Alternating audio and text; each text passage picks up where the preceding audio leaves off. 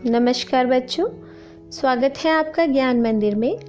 आज मैं आपको कक्षा 8वीं की कविता एक ध्वनि का अध्ययन कराऊंगी। सबसे पहले मैं आपको बताऊंगी कि हिंदी साहित्य को दो भागों में बांटा गया है, गद्य और पद्य। गद्य में निबंध, कहानी, रेखाचित्र, संस्मरण ये सभी आ जाते हैं और काव्य खंड में अर्थात पद्य में कविता, दोहा, सवैया ये सभी आते हैं। तो जो हमारी कविता है ध्वनि, यह काव्य खंड के अंतर्गत आती है। आज हम ध्वनि कविता का अध्ययन करेंगे। ध्वनि कविता सूर्यकांत त्रिपाठी निराला जी द्वारा रचित है और इस कविता में सूर्यकांत त्रिपाठी निराला जी सभी में जोश, उत्साह, उमंग भरने की बात कर रहे हैं। वह कह रहे हैं कि अभी हमारे जीवन का अंत नहीं हुआ है, अभी तो हमारे जीवन में वसंत का आगमन हुआ है। वसंत वह ऋतु है जिसमें प्रकृति की सुंदरता बहुत बढ़ जाती है और चारों तरफ हरियाली ही हरियाली छा जाती है। तो यहाँ कवि कह रहे हैं कि अभी तो वसंत आया है, अभी तो हमारा यौवन शुरू हुआ है, तो इतनी जल्दी हमारे जीवन का अंत नहीं होगा।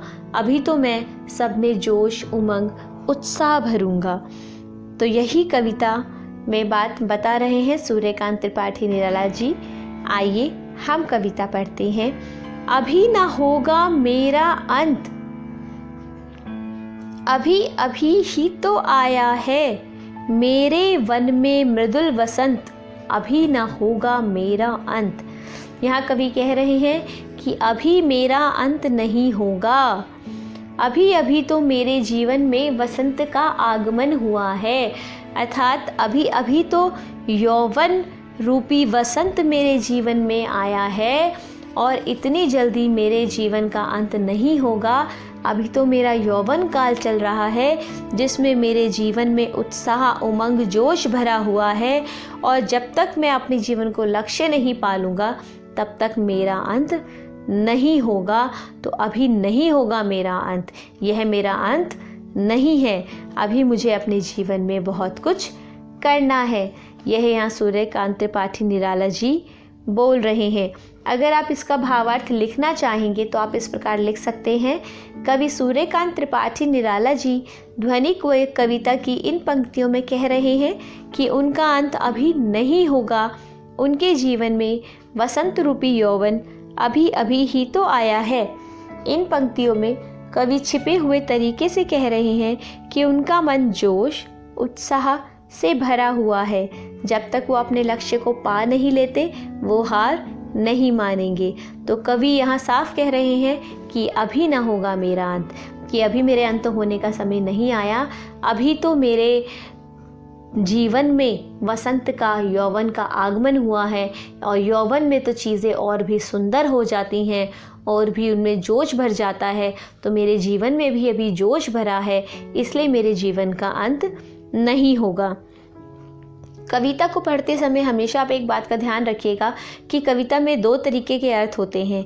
एक तो वह अर्थ होता है जो आपको बिल्कुल सामने से दिखाई दे रहा है, जो आप कविता के शब्दों द्वारा जान सकते हैं, और एक अर्थ होता है वह छुपा हुआ अर्थ जो आपको कवि के कहने के तरीके से समझना होता है।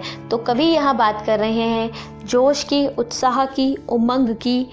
तो इसीलिए कवि कह रहे हैं कि अभी तो प्रकृति में भी वसंत का आगमन हुआ है, तो प्रकृति का अंत भी अभी नहीं है।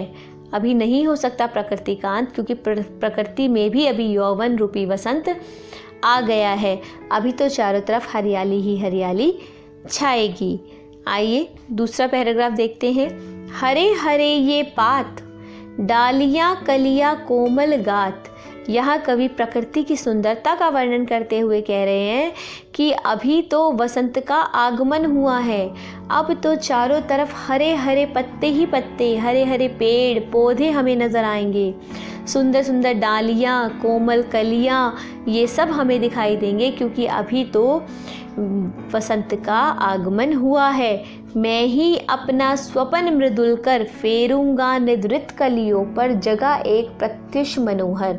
यहाँ कवि कह रहे हैं कि जो वसंत के आगमन से जो कलियां और पेड़ पौधे जो पहले से सोए हुए थे, वसंत के आगमन पर मैं उनका आलस, उनकी निराशा, उनकी उदासी सब दूर करूँगा और उन पर अपना हाथ फेरूँगा और उनको मैं जगा दूँगा।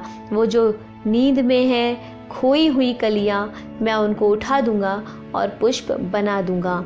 मैं उस सूरज को यहाँ खींच कर लाऊँगा और इन कलियों को जगाऊँगा।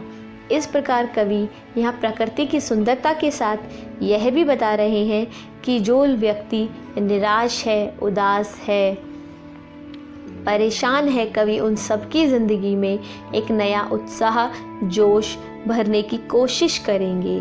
तो यहाँ प्रकृति के माध्यम से कवि उन व्यक्तियों को जो उदासी के साए में खोए हुए हैं, उनमें जोश और उत्साह भरने का प्रयास कर रहे हैं। ध्वनि कविता की इन पंक्तियों में कवि निराला जी प्रकृति का बहुत सुंदर चित्रण करते हैं। कवि कहते हैं कि चारों तरफ हरे हरे पेड़ हैं और पौधों पर खिली कलियां मानो अब तक सो रही हैं। तो मैं सूरज को यहाँ खींच के लाऊंगा। कवि कहते हैं मैं सूरज को यहाँ खींच के लाऊंगा और इन सोई कलियों को जगा दूंगा। इन पंक्तियों में कवि हारे हुए निराश व्यक्तियों को भी संबोधित कर रहे हैं, उन्हें सोई हुई कलियां कह रहे हैं। जिस प्रकार सूरज के आने से सभी पेड़ पौधे और कलियों में जान आ जाती है, ठीक उसी प्रकार निराला जी अपने प्रेरणा रूपी सूर्य से निराश लोगों के मन में उत्साह और उल्लास भरना चाहते हैं। इसी तरह ध्वनि कविता में कवि सूर्यकांत त्रिपाठी निराला जीवन से हार मान चुके लोगों को नया जीवन देना चाहते हैं, नया उत्साह देना चाहते हैं। सूर्यकांत त्रिपाठी निराला जी उत्साह के ही कवि हैं, वह उत्साह ही भरते हैं, लोगों को जागरूक करते हैं। आइए तीसरा पैराग्राफ देखते हैं। पुष्प पुष्प से तंद्रा लस लालसा खींच लूँगा मैं। कवि कहते हैं जो पुष्प पुष्प में तंद्रा लस भरा हुआ है, जो आलस से भरा हुआ है, जो नींद भरी हुई है, मैं उनकी नींद उनसे छीन लूँगा, उनसे उदासी, उनकी परेशानी उनसे ले लूँगा। अपने नवजीवन का अमृत सहज सींच दूंगा मैं, और अपने नवजीवन जो मेरे मन में उत्साह है, प्रेरणा है, खुशियाँ हैं, मैं उन सब से इनका जीवन सींच दूंगा। मैं अपने जीवन की प्रेरणा इन्हें दे दूंगा और मैं इनके मन का उदासी, परेशानी सब कुछ ले लूँगा। द्वार दिखा दूंगा फिर उनको, और मैं उनको एक नया द्वार दिखा दूंगा। है मेरे वे जहाँ अनंत है, जहाँ सिर्फ खुशियाँ हैं, उत्साह है, जोश है, प्रेम है, मैं वह द्वार उन्हें दिखा दूंगा। नए जीवन का अमृत उनके जीवन में भर दूंगा। अभी ना होगा मेरा अंत, अभी मेरा अंत नहीं होगा, अभी अंत का समय नहीं आया। अभी तो उत्साह का समय है, खुशी का समय है, प्रेरणा का समय है, तो अभी ना होगा मेरा अंत। कवि कहते हैं यहाँ कि वसंत रूपी उम्मीद बनकर सोए अलसाए फूलों रूपी उदास लोगों से आलस और उदासी बाहर निकाल लेने की बात मैं कह रहा हूँ। मैं इन सभी लोगों को नया जीवन देना चाहता हूँ। इसीलिए उन्होंने कहा है कि मैं हर पुष्प से आलस, उदासी खींचकर उनमें नए जीवन का अमृत भर दूंगा।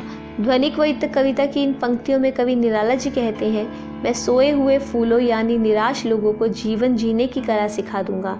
जो व्यक्ति जीना भूल गए हैं, मैं उन्हें जीवन जीना सिखा दूंगा और वे फिर कभी उदास नहीं होंगे और अपने सुख जीवन आसानी से बिता पाएंगे।